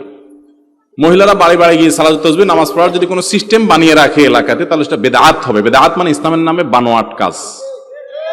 তাহলে এই বানোয়াট কাজ করলে সওয়াব হবে না, গুনাহ হবে, গুনাহ। নবী করিম সাল্লাল্লাহু আলাইহি সাল্লাম বলেছেন, ইসলামের ভিতরে কেউ নতুন করে কোনো কিছু আবিষ্কার করলে সেটা না হবে ভ্রষ্টতা, আর ভ্রষ্টতার ঠিকানা গুমরাহি, জাহান্নাম। অতএব বেদাত করলে তার ঠিকানা কি হবে? জাহান্নাম হবে, খবরদার। নফল নামাজ আপনাকে সালাতুত তাসবিহ জামাতের সাথে পড়ার নির্দেশ কোথায় দিয়েছে? কোরআন হাদিসে কোথাও নেই। সেখানে আবার মহিলারা বাড়ি বাড়ি গিয়ে, এটার ইসলামে কোনো সুযোগ নাই। এটা সম্পূর্ণ এবং পরিষ্কার বেদাত। এই বেদাতে লিপ্ত হলে আপনি গুনাহগার হবেন এবং নিজের আমল নষ্ট করবেন। আমার প্রশ্ন হচ্ছে, আদম আলাইহিস সালামের সৃষ্টির সময় পরে শয়তান কেন ওনাকে সিজদা করে নাই? কিসের প্রভাব তার ভিতরে অহংকার সৃষ্টি হয়েছিল? দয়া করে জানাবেন। দেখুন, শয়তানের মনে হয়েছে সে আগুনের তৈরি। সে তো বলেছে, কারণ খালাকতানি মিন নারি ওয়া খালাকতাহু মিন তিন, আল্লাহ আমারে আগুন দিয়ে তৈরি করলা, তারে মাটি দিয়ে তৈরি করলা, আমি কেন তারে সিজদা করব? মর্যাদা কি আগুনের বেশি না মাটির বেশি? মাটির বেশি। আসলে মর্যাদা কারোরই বেশি আর কম নাই। আল্লাহ যার মর্যাদা দিবেন তার মর্যাদা, সবই তো আল্লাহর সৃষ্টি, তো আল্লাহ কাকে মর্যাদা দিবেন আল্লাহর ব্যাপার। আল্লাহ মাটির সৃষ্টি আদমকে মর্যাদা দিয়েছেন, অতএব সেই মর্যাদা আপনি মানতে বাধ্য। যদি মানেন নাই তো আপনি গোমরা, শয়তান সেজন্য গোমরা হয়েছে। শয়তানের ভিতরে দুইটা গুনাহ কাজ করেছে। কয়টা গুনাহ? দুইটা গুনাহ, দুইটা পাপের কারণে শয়তান হয়েছে। ভালো করে শুনে রাখেন, এই পাপগুলো আমরা অনেকে বুকের ভিতরে নিয়ে ওয়াজ মাহফিল শুনতে আসি। বলবো পাপগুলা? দুইটা পাপের কারণে ইবলিস হয়েছে। ইবলিস কি হয়েছে? ইবলিস হয়েছে। নাম্বার 1, তার ভিতরে হিংসা হয়েছে। কি হয়েছে? যে আল্লাহ আদমরে এত মর্যাদা দিয়েছে কেন? আমি এত বছর ইবাদত করে, আদমের মাত্র জন্ম হলো আমার সামনে, মাত্র আমার চোখের সামনে যার জন্ম হলো তার এত মর্যাদা কেন হবে? আমার ভিতরে জ্বালা পোড়া করে, এই হিংসা তার মধ্যে হয়েছে। 1। 2 নম্বর হলো অহংকার, যে আমারে মা আগুন দিয়ে তৈরি করছে, আগুন তো উপর দিকে উঠে মাটি তো নিচে থাকে, তাহলে আমি বড়। আমরা অনেকেই আছি, নামাজ কালাম পড়ি, নিজেকে মুসলমান দাবি করি, আবার আমি অহংকার করি, মনে করি অমুক আমার চেয়ে ছোট, আমি অনেক বড়, আমি অনেক হান্তান, নিজেকে বড় মনে করি, অহংকার করি। এগুলো আমাদের মধ্যে আছে না নাই? সত্য কথা শুনছি তারপরও মানে না, কারণ আমার মুখ দিয়ে একটা বাইরে হয়ে গেছে, ওইটাই টিকে রাখতে হবে। আছে না নাই এই রোগগুলো? মানুষকে দমায় রাখা, মানুষকে তুচ্ছ তাচ্ছিল্য করা, পাত্তা না দেওয়া, সাইড না দেওয়া, এগুলো অহংকার। এরকম বহু অহংকার আছে, টাকার গরম, জ্ঞানের গরম, শিক্ষার গরম, পদের গরম, নানান গরম আছে। এগুলো আমাদেরকে অহংকারী করে। বিনয়ী হতে হবে একজন মুসলমানকে। এই অহংকারী হয়ে এই গুণ করে ইবলিস হয়েছে, হিংসা করে ইবলিস হয়েছে। আমরা অনেকে নামাজ কালাম পড়ি, তাসবিহ তাহলিল করি, কিন্তু কারো ভালো দেখতে পারি না। আমার পাশের বাড়ির ছেলেটা, নিজের ছেলেটা আমার এসএসসিতে ভালো রেজাল্ট করে নাই, ও একটু ভালো রেজাল্ট করছে, এই জন্য হিংসার চোটে বলি যে ও কেন ভালো রেজাল্ট করছে, আমারটা করুক আর না করুক, ওরটা ভালো কেন হইল? আছে না নাই? অনেক দোকানদার আছে, নিজের দোকানে কাস্টমার আসুক আর না আসুক, পাশের দোকানে বা সামনের দোকানে কাস্টমার ঢুকলে তার মাথা মেজাজ গরম হয়ে যায়। আছে না নাই? ভাইরা আমার, এর নাম হিংসা, এর নাম হিংসা। আল্লাহ তাআলা তার দোকানে কাস্টমার পাঠাইছে, আরো পাঠাক, আমার কোনো আপত্তি নেই, আল্লাহ তুমি ওখানে আরো পাঠাও, কিন্তু আমারও দিও আল্লাহ, এটা আমি বলতে পারি। কিন্তু আমরা কি করি, যে আমার দোকানে কাস্টমার আসুক আর না আসুক, ওর দোকানে যেন না আসে। কাস্টমার যদি খালি হাতে বাইরে হয়ে যায়, দোকানদার খুশি হয়ে যায় যে ওর দোকান থেকে কিছু নিয়ে বাইর হয় না, যাক আলহামদুলিল্লাহ বাইসে গেছে। এর নাম হিংসা। এর নাম কি? হিংসা। আরেকজনের ছেলেটা ভালো রেজাল্ট করছে শুনলে ভিতরটা পিক করে আপনার জ্বলে ওঠে। আমি এই জন্য বলি, হিংসা মাপার একটা মিটার আছে আমার কাছে। বলবো? এই মিটার দিয়ে আপনিও চেক করতে পারেন হিংসা আছে কিনা। কারোর ভালো দেখলে ভিতরে চিনচিন করে পিন পিন করে জ্বলে কিনা। যদি জ্বলে তাহলে বুঝবেন আপনার ভিতরে কি আছে। যেই কোনো ভালো, আরেকজনে ভালো শুনছেন, ভালো আরে অমুকের ছেলে বিদেশ গেছে, বাড়ি করে ফেলছে, অনেক কিছু করে ফেলছে, আপনারটা করতে পারে নাই। এখন আপনার জ্বলে কিনা ভিতরে আগে দেখেন। যদি দেখেন যে ভিতরে জ্বলে, কষ্ট হয়, তাহলে বুঝবেন আপনার হিংসা রোগ আছে। হিংসা খুব ভয়াবহ গুনাহ, এটা জায়েজ নাই। আল্লাহ তাকে দিয়েছে, আমি হিংসা করার কি? আমি বলবো আল্লাহ আরো দেন, আমাকেও দিয়েন সাথে, এটা আমরা বলবো। আল্লাহ আমাদেরকে তৌফিক দান করুন। তাহলে ইবলিস হয়েছে এই দুইটা পাপের কারণে, এগুলোতে বেঁচে থাকতে হবে। আমার প্রশ্ন হলো, আমাদের কৃষকেরা শনি ও মঙ্গল বারে খেতে ধানের চারা রোপণ করে না, এর সমাধান চাই। কেন রোপণ করে না? শনি মঙ্গলবারে কি সমস্যা? ও অমঙ্গল, মানে বার ভালো না। কোন বার ভালো খারাপ হয় না। মুসলমান এত মূর্খ হয় না, এত কুসংস্কারাচ্ছন্ন হওয়ার সুযোগ, কোন কুসংস্কার হচ্ছে মুসলমানের নাই। সকল বারই সমান। যদি মনে করেন ওই বারে ধান রোপণ করলে ক্ষতি হবে, এটা যদি মানুষ মনে করে, তাহলে আপনি ওই বার আরো বেশি করে রোপণ করবেন, কিচ্ছু ক্ষতি হবে না ইনশাআল্লাহ। অনেকে আছে বাম চোখ লাফাইলে মনে করে হায় রে কোনো দুর্গতি আছে কপালে, আছে না? যে বাম চোখ আমার লাফায় কেন? তা আমি বলি বাম চোখ লাফাইলে আরো সুবহানাল্লাহ আলহামদুলিল্লাহ বলবেন, এটার সাথে কোনো দুর্গতির কোনো সম্পর্ক। অনেকে মনে করে ডান হাতের তালু চুলকালে টাকা আসে। তো আমার কথা হলো, ডান হাতের তালু চুলকালে যদি টাকা আসে, তাহলে ওই সূত্রা পাতা লাগায় চুলকানি বন্ধ হবে না, টাকা আসা বন্ধ হবে না। এত সহজ? এগুলো সব কুসংস্কার, কোন বারের সাথে কোন কল্যাণ অকল্যাণ নিহিত। বলো যে অমুকের চেহারা দেখছি আজ সকালে, তো শেষ দিনটা আজকে। এগুলো সব শিরকি কথা, এগুলো কখনো ইমানদারের কথা হতে পারে না। দোকানদারের প্রথম কাস্টমারটা কেনা বেচার পরে বলতেছে ভাই টাকাটা পরে দেবো, যা আজকে যাত্রাটাই শেষ। ফালতু কথা। অনেক দোকানদার প্রথম যাত্রা কাস্টমার মোটা অঙ্কের নগদ টাকা দিয়ে কিনছে, সারাদিন মাছি মারতেছে, আছে না? অতএব এগুলোর সাথে কখনো লাভ ক্ষতির সম্পর্ক। সকালবেলা বাইর হয়ে প্রথমে জাউটা দেখছে, বউর উপরে এবার চেতা পারলে জাউ দিয়া বড় পিঠে দেখেছে যে বাইর হয়ে উঠানের প্রথম জাউ কেন দেখলাম আজকে, আমার দিনটা শেষ, আছে না নাই? এগুলো সব মূর্খতা। এগুলোর মধ্যে সমস্ত লাভ এবং ক্ষতির মালিক কে?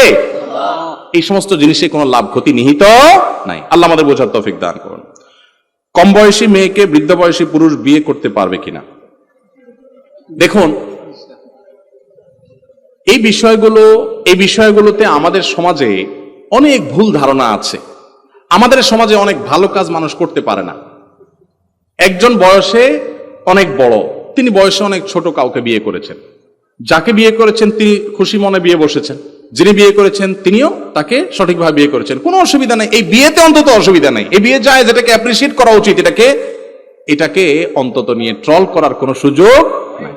আবার ওই বিয়ের নামে আপনার বেহায়ামি করে বেড়ানো সঠিক না, সেটাও আমাদের মনে রাখতে হবে। আমাকে একবার এক যুবক প্রশ্ন দিছে যে হুজুর, আমি একজন বিধবা মহিলাকে বিয়ে করতে গেছি, আমার পরিবারের সবাই বিরোধিতা করতেছে, যেটা করতে হয় না। আমাদের সমাজে কোনো বিধবা মহিলা যদি বিয়ে বসতে যায়, সবাই মনে করে যে কত খারাপ মহিলা, স্বামীটা মরল, 6 মাস হয়ে সারলো না, এখন সে আরেক জায়গায় বিয়ে বসছে। এই মহিলা কি খারাপ কাজ করছে না ভালো কাজ করছে? এই ভালো কাজ করছে, যেটা বুঝার মতো জ্ঞানটা পর্যন্ত আমাদের মাথায় নেই, বুঝার মতো জ্ঞানটা আমাদের মাথায় নেই। একজন নারী, তার একজন পুরুষ অভিভাবকের দরকার হয় পৃথিবীতে চলতে গেলে। তিনি যদি সমাজের ভয় বিয়ে না করে থাকে, এই সমাজে বিধবারা বিয়ে করতে পারে না, বিধবাদেরকে মানুষ বিয়ে করতে চায় না। কেন? কারণ সমাজ সেটাকে দোষে মনে করে। এটা যদি দোষে মনে করে, তাহলে আপনি গুনাহগার হবেন। আপনি বরং এগুলোর সমাজের সমস্ত ভুল ধারণা ভাঙতে হবে, বৈধ কাজে মানুষকে অ্যাপ্রিসিয়েট করতে হবে। অতএব এরকম বিয়েতে কোনো অসুবিধা শরীয়ী দৃষ্টিকোণ থেকে অন্তত নাই। তবে আবার এই বিয়ের শাদীকে মার্কেটিং করতে গিয়ে পর্দার বিধান লঙ্ঘন করে একেবারে আপনার বেহায়ামি করা যাবে না। দুই দিক থেকেই যথেষ্ট আমাদেরকে সংযমী হতে হবে। আমাদের সমাজে দেখবেন মানুষের নিজের চরকায় তেল দেওয়ার খবর নেই, আরেকজনের পিছনে দেখবেন সারাদিন লেগে থাকে। আমলে বাদের কিছু খবর নাই, কে কি করছে না করছে, সারাদিন ফেসবুকে সোশ্যাল মিডিয়া শুধু এগুলো নিয়ে আস। আল্লাহ তাআলা আমাদেরকে হেদায়েত দান করুন। আমি একজন দুঃখিনী মা, আমার একমাত্র ছেলের বয়স ছিল 13 বছর 3 মাস। সে 5 ওয়াক্ত নামাজ পড়তো, রোজা রাখতো। আমি নিষেধ করা সত্ত্বেও সে প্রায় কবর জিয়ারত করত। গত 9 মাস আগে সে একদিন ভোরবেলায় গলায় দড়ি দিয়ে আত্মহত্যা করে। ইন্না লিল্লাহ। আল্লাহ তাকে ক্ষমা করবেন কিনা, আমি মা হিসাবে তার জন্য নাজাতের জন্য কোনো আমল করতে পারি কিনা। আহা, এই অভাগিনী মা, তার জন্য আমরা দোয়া করি। আর তার প্রশ্ন উত্তর দিচ্ছি মা আপনার, যে আপনার ছেলে যখন এরকম টেন্ডেন্সি দেখা গেছে যে তার মন মানসিকতা খারাপ, মুভমেন্ট খারাপ, আত্মহত্যার ভয় হতে পারে, এটা অনেক সময় মানসিক রোগ থেকে হয় মানুষের মধ্যে। যদি এরকম হয় তাহলে সেক্ষেত্রে অভিভাবকদের উচিত ভালো সাইকিয়াট্রিস্ট, ভালো সাইকোলজিস্ট দেখানো, ভালো কোনো আলেমকে দেখানো, কাউন্সিলিং করা এবং তার ট্রিটমেন্ট করা, এটা করা উচিত। যাই হোক, যেভাবে হোক, যে কারণে হয়েছে, কেন হয়েছে, আমরা ডিটেল যাই না। মূল কথা হলো যে আত্মহত্যা করে মারা গেলে তার জন্য দোয়া করা যাবে কিনা? উত্তর হলো ডেফিনেটলি দোয়া করা যাবে, আরো বেশি করে দোয়া করতে হবে। কারণ আত্মহত্যা করে মারা যাওয়ার কারণে সে জাহান্নামী হয়, কিন্তু সে তো বেঈমান হয়ে যায় নাই। মুসলমান অবস্থায় যদি আত্মহত্যা করে, তার অন্যায় হয়েছে, সে গুনাহের কাজ করেছে, এখন তার জন্য আল্লাহর কাছে মাফ চাওয়া যাবে। আর আল্লাহ চাইলে মাফ করতে পারেন। সে শিরক করে মরে নাই, শিরক করে যদি মরে তাহলে আল্লাহ মাফ করবেন না। এটা আল্লাহ তাআলা যদিও শাস্তি দিবেন ঘোষণা দিয়েছেন। আবার এখান থেকে এটা কেউ বুঝিয়ে না যে তাহলে আত্মহত্যা বোধহয় খুব সাধারণ জিনিস। আত্মহত্যা করা কাবিরা গুনাহ, এরকম কাবিরা গুনাহ হাদিসে আছে চিরকাল জাহান্নামে থাকবে, এরকমও আছে। অবশ্য সেই হাদিসের ব্যাখ্যা বেশিরভাগ মুহাদ্দিসরা বলেছেন যে এর অর্থ হলো যে ওই ব্যক্তি যদি আত্মহত্যাকে বৈধ মনে করে, আজকাল মানুষ মনে আমার শরীরে আমি যা ইচ্ছা তা করবো, এরকম মানসিকতা থেকে যদি করে, তাহলে তো সে ইমানই হারা, সেই ক্ষেত্রে সে সাই জাহান্নামী হবে। কিন্তু জাহান্নামে যাবে আত্মহত্যা করলে। নবী সাল্লাল্লাহু আলাইহি সাল্লাম আত্মহত্যা যে করে মারা যেত তার জানাজা পড়তেন না। আত্মহত্যা যে করে সে কখনো খাঁটি মুসলমান হতে পারে না, বিকজ তার আল্লাহর প্রতি ভরসা কম আছে দেখে সে আত্মহত্যা করছে। যার আল্লাহর প্রতি ভরসা স্ট্রং থাকবে সে আত্মহত্যা কেন করবে? যত বিপদ হয় আল্লাহর প্রতি সে ভরসা করবে। পেশাবের পর পবিত্রতা অর্জন করা ফরজ। পবিত্রতা অর্জন না করলে তার নামাজ হবে না, তার পিছনে নামাজ হবে না। এখন ঢিলা ব্যবহার করা ছাড়া কেউ যদি পানি দিয়ে ভালো করে পরিষ্কার করে ফেলতে পারে, তাহলে তার পিছনে নামাজ পড়া যাবে। কিন্তু আমাদের বাংলাদেশে বিশেষ করে আপনার অনেকেই আছি যারা পেশাব, আমাদের দেশে খাদ্যে যে অভ্যাস আছে, এই অভ্যাসের কারণে পেশাবের ফোঁটা একসাথে পরিষ্কার হয় না, একটু সময় লাগে। তাহলে সময় নিয়ে ঢিলা ব্যবহার করে, টিস্যু ব্যবহার করে, পানি দিয়ে দুইভাবে আপনি পরিষ্কার করবেন। দুইটাই করা সুন্নাত, অর্থাৎ ঢিলা কুলো ব্যবহার করবেন, আবার পানি ব্যবহার করবেন। আর যদি দুইটা না করে যে কোনো একটা করে নাপাক দুই করে ফেলেন, তাহলে সেক্ষেত্রে শুধু পানি দিয়ে দুই করে ফেলেন, নামাজ হয়ে যাবে। ঢিলা ব্যবহার করলে যে নামাজ হবে না তা না, কিন্তু ঢিলার ব্যবহার করা উত্তম এবং সুন্নাত। মাথার চুল দাড়িতে কালো রং দেওয়ার বিধান কি হতে পারে? মাথার চুল বা দাড়িতে কালো রং ব্যবহার করা জায়েজ নাই। আপনি মেহেদির কালার ব্যবহার করতে পারেন, সাদা চুলকে পরিবর্তন করতে নবী সাল্লাল্লাহু আলাইহি ওয়াসাল্লাম বলেছেন, কিন্তু কালো রং থেকে বেঁচে থাকতে বলেছেন। বিধায় কালো রং করা যাবে না। এটা এক ধরনের প্রতারণা, যে আমার চুল কালো বা বয়স কম, এটা বোঝানো। অনেক ইয়াং এর চুল সাদা হয়ে যায়, তাহলে সেক্ষেত্রে হাদিসে যেভাবে আছে যে কালো ছাড়া অন্য যে কোনো কালারে কালার করতে পারেন। আমাদের মসজিদের খতিব সাহেব হযরত আমিরে মুআবিয়া রাদিয়াল্লাহু তাআলা আনহুকে বলেছেন তিনি নাকি কাফের, নাউজুবিল্লাহ, এবং অকথ্য ভাষায় গালিগালাজ করেন। আরো বলেন হযরত আবু বকর, ওমর ওনারা নাকি ক্ষমতা লোভী ছিলেন। ইন্না লিল্লাহি ওয়া ইন্না ইলাইহি রাজিউন। এরকম যদি কোনো খতিব বলে থাকে, তাহলে এই খতিবের পিছনে নামাজ পড়া জায়েজ নাই এবং কোন অবস্থাতে জায়েজ হবে না। সাহাবা বিদ্বেষ মানুষকে বেঈমান বানায়। সাহাবা বিদ্বেষ খুব ভয়ঙ্কর জিনিস, মনে রাখবেন। নবী করিম সাল্লাল্লাহু আলাইহি সাল্লামের সাহাবীদের সম্পর্কে বলা কথাগুলো অত্যন্ত পরিষ্কার দিনের আলোর মতো, একবার দিনের আলোর মতো। আল্লাহ রাব্বুল আলামিন তাদেরকে মাফ করে দিয়েছেন, রাদিয়াল্লাহু আনহুম ওয়া রাদু আন, তাদের প্রতি আল্লাহ সন্তুষ্ট হয়ে গেছেন। আপনি সমালোচনা করার কে? নবী সাল্লাল্লাহু আলাইহি সাল্লাম বলেছেন, সাহাবীরা যদি সামান্য এক মুঠ পরিমাণ বা সামান্য একটু দান আল্লাহর রাস্তায় করে, তোমরা বহুত পাহাড় পরিমাণ দান করলেও তাদের দামানের সওয়াব হবে না, তাদের সমান হবে না। কেন? কারণ তাদের নিষ্ঠা, তাদের ইখলাস তোমাদের চাইতে বহুগুণ বেশি, তুলনাযোগ্য না। তাদের যে ত্যাগ, হুয়া যে তাবাকুম, আল্লাহ তাআলা তাদেরকে বলেছেন তোমাদেরকে আল্লাহ নির্বাচন করেছেন তার রাসূলের জন্য, এমনি এমনি হয় নাই। সাহাবীদের মর্যাদা নিয়ে বহুত কথা আছে। আল্লাহ তাদেরকে কতগুলো সার্টিফিকেট কোরআনে দিয়েছেন জানেন? তারা রুকআন সুজদান ইয়াবতাগুনা ফাদলা মিনাল্লাহি ওয়া রিদওয়ানা, তারা আল্লাহর সন্তুষ্টি আশা করে, তারা মুখলিস, তাদের মধ্যে কোনো ধান্দা ছিল না। তাদের মধ্যে যে মত পার্থক্য হয়েছে সেটা বুঝের ভুলের কারণে হয়েছে, দুনিয়ার ধান্দা তাদের মধ্যে ছিল না। তাদের এই চরিত্র নিয়ে সন্দেহ করলে ঈমান নিয়ে টানাটানি দেখা দিবে। এরকমই আমার পিছনে নামাজ পড়াই জায়েজ নেই। লাশ দাফনের পর কবরের পাশে পূর্বমুখী হয়ে দাঁড়িয়ে আজান দেওয়া জায়েজ আছে কিনা, কোরআন হাদিসের আলোকে জানতে চাই। লাশ দাফনের পর পূর্বমুখী হয়ে বা পশ্চিমমুখী হয়ে কোনো মুখী হয়ে আজান দেওয়ার কোনো সিস্টেম শরীয়তে নাই। লাশ দাফন করার পর একটা সুন্নত আছে যেটা আমরা 99% মানুষ জানি না, বলবো সেটা।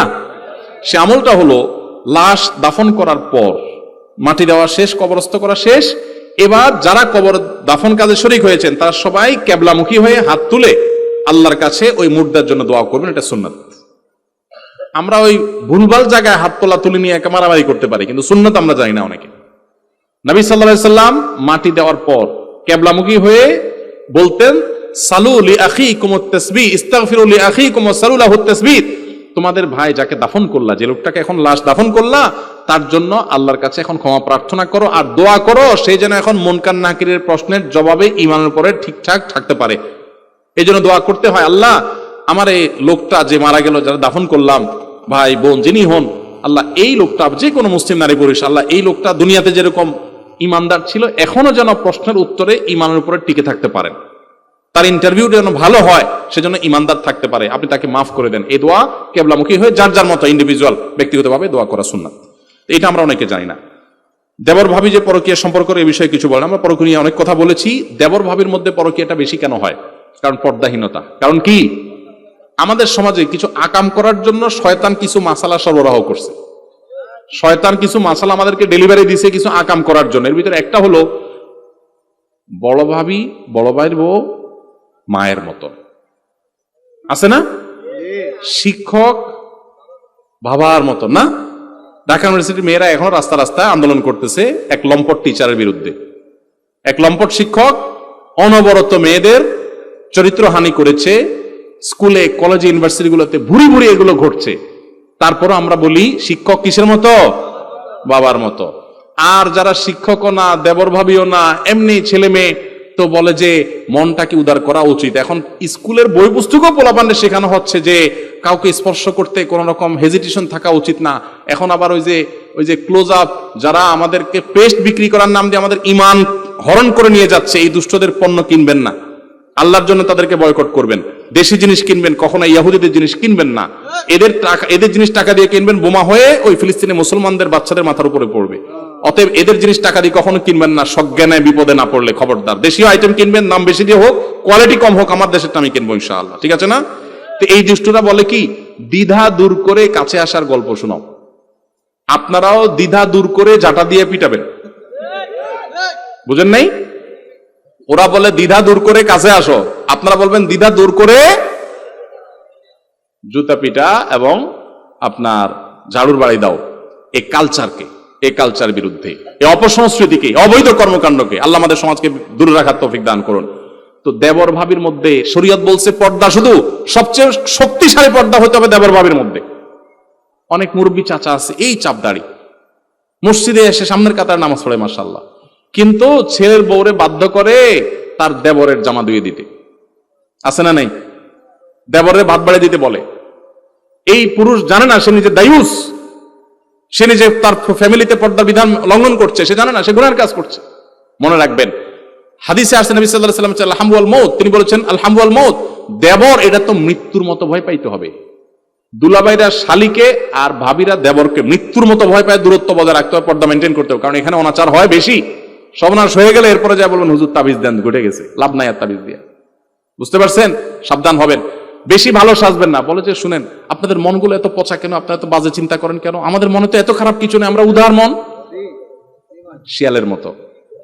শিয়াল মুরগিরে বলে তোমার মনটা এত ছোট কেন বলো তো, এত সংকীর্ণ মনা কেন তুমি হুজুরদের মতো? তুমি একটু ব্রড উদার হতে পারো না? চলে আসো আমার সাথে জঙ্গলে। এরপরে সময় মতো গা মটকায় দেয়, তাই না? তো শিয়ালের মতো অতি উদারতার কথা বলে যারা, এগুলো সবগুলো হলো লম্পট। এরা সবগুলো আমাদের সমাজকে নষ্ট করতে চায়। আর এই নষ্টমী থেকে যদি সমাজকে বাঁচাতে চান, তাহলে আল্লাহর দ্বীনের পথে ফিরে আসার কোনো বিকল্প। বেশি উদার শাস্তি গিয়া এরপরে যখন ছালা আম সব হারাই ফেলবেন, এরপরে এসে বলবেন হুজুর এখন তো বউ তো লিটনের হাত দিয়ে চলে গেছে, লিটনের হাত ধরে তো চলে গেছে বউ, লাভ হবে না। আল্লাহ আমাদেরকে হেদায়েত ও তৌফিক দান করুন। আমি সাধারণত গীবত করি না, কিন্তু কেউ আমার সামনে গীবত করলে আমিও নিজের অজান্তে গীবত করে ফেলি। এর থেকে কিভাবে মুক্তি পাবো? এই জন্য তো আল্লাহ তাআলা মন্দ বন্ধু, মন্দ পরিষদ ছাড়তে বলছেন, যেখানে থাকলে গুনাহ হবে। এই জন্য যে গীবত করে তার থেকে কি থাকতে হবে? দূরে সারতে হবে। প্রতিবেশী হারাম উপার্জনের টাকা কেনা খাবার দিলে অপচয় যাতে না হয়, সেজন্য ইচ্ছে না থাকলেও খেতে হয়। এই জন্য মুক্তির উপায় কি? আহারে অপচয় আলাদা মানুষ, এত ভালো চিন্তা মানুষ যে আপনি অপচয় না হয়, আপনি আরেকজনকে দিয়ে দেন। মাসালা ঘুরে খাওয়ার জন্য অপচয়ের চিন্তা করলেন? আচ্ছা যাক, হয়তো সুস্থ চিন্তাই করেছেন, সুধারণা করলাম। কেউ যদি হারাম টাকা দিয়ে আপনাকে কিছু কিনে দেয়, সেটা আপনার জন্য খাওয়া জায়েজ নাই। ডেফিনেটলি ফেরত দিয়ে দিবেন বুকের বল থাকলে। আর যদি সেটা না পারেন, তাহলে সেক্ষেত্রে অন্য কাউকে দান করবেন, নিজে ভোগ করবেন না। আর যদি হালাল হারাম মিশ্র উপার্জন থাকে, সেখান থেকে দেয়, কোথেকে দিচ্ছেন আপনি জানেন না, তাহলে খেলে জায়েজ হবে, কিন্তু না খাইলে উত্তম। দুঃখ কষ্ট অভাব ও দুশ্চিন্তা থেকে মুক্তির জন্য দোয়া বলে দেন। দুঃখ কষ্ট অভাব এবং দুশ্চিন্তা থেকে মুক্তির জন্য 3টা দোয়ার কথা বলি। এমনি তো আমল আছে বহুত, অন্যান্য করণীয় করবেন, পাশাপাশি 3টা দোয়া। নাম্বার 1, বেশি বেশি দুরূদ পাঠ করবেন। যেই কোনো বিপদ আপদ থেকে মুক্তির জন্য মহৌষধের কাজ করবে দুরূদ পাঠ করা। বড় কোনো বিপদে পড়ছেন, দুরূদ পড়া শুরু করে দেন। আল্লাহুম্মা সাল্লি আলা মুহাম্মাদ ওয়া আলা আলি মুহাম্মাদ কামা সাল্লাইতা আলা ইব্রাহিম ওয়া আলা আলি ইব্রাহিম ইন্নাকা হামিদুম মাজিদ। আল্লাহুম্মা বারিক আলা মুহাম্মাদ ওয়া আলা আলি মুহাম্মাদ কামা বারাকতা আলা ইব্রাহিম ওয়া আলা আলি ইব্রাহিম ইন্নাকা হামিদুম মাজিদ। বেশি দুরূদ পাঠ করেন। দুরূদ পাঠ করে আমার জীবনে এরকম বেশ কয়েকবার ঘটছে যে ওয়ালে পিঠ থেকে গেছে, অর্থাৎ আর পিছে যাওয়ার জায়গা নাই। এরকম বিপদে যে মনে হচ্ছে যে এই বিপদ থেকে উদ্ধারের কোনো পথ আর নাই, অনবরত দুরূদ শুধু মুখের মধ্যে, যতক্ষণ আপনার নিঃশ্বাস প্রশ্বাস নিয়েছি দুরূদ পড়তেছিলাম। এরপর আল্লাহ তাআলা এমন ভাবে সেই সমস্যা দূর করেছেন যে মনে হচ্ছে আসমান থেকে মনে হচ্ছে সাহায্য নাজিল হয়েছে। আলহামদুলিল্লাহ, এরকম একাধিকবার জীবনে দেখেছি। নবী সাল্লাল্লাহু আলাইহি ওয়াসাল্লাম পরিষ্কার ভাবে, খুব বলিষ্ঠভাবে আমাদেরকে বলে গেছেন দুরূদ শরীফ এটা মানুষের পেরেশানি দূরের মাধ্যম।